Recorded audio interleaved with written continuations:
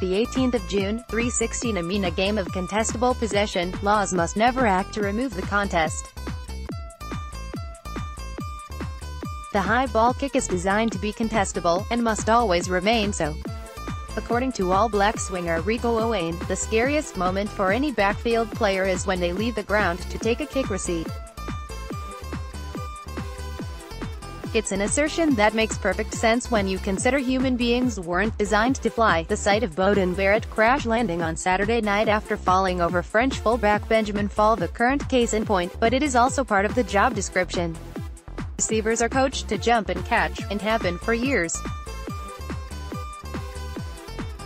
Elevating oneself above the oncoming player is naturally the best way to gain an advantage, which is why the turtle bag comes out at training and many hours are dedicated to perfecting the play.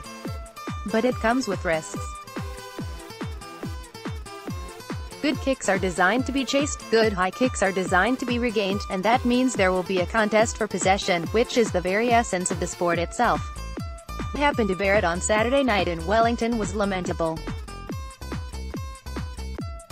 No one wants to see players hit the deck like that, least of all Benjamin Fall, the man who was subsequently given his marching orders for what can best be described as not jumping.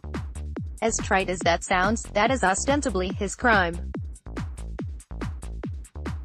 He chased well, didn't take his eyes off the ball, was checked as he attempted to climb for the catch himself, and collided with Barrett, who was already 4 feet in the air.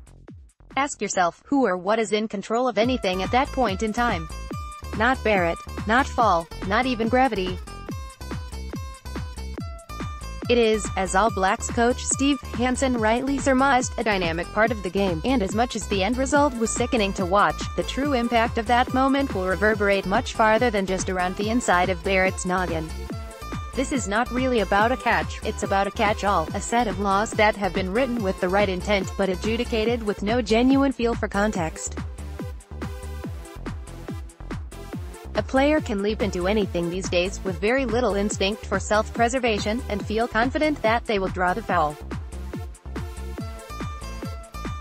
I put it to you that a guy who doesn't leave the ground has just as much right to catch the ball as a player who does.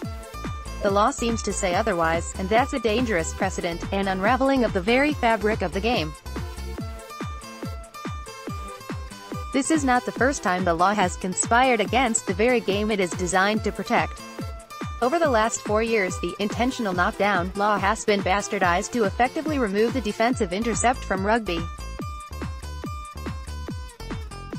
Whereas once upon a time the law distinguished between a fair attempt and a negative act, and still in theory does, referees have now concluded that any failed intercept attempt is a penalizable offense. That is not right, not by any measure.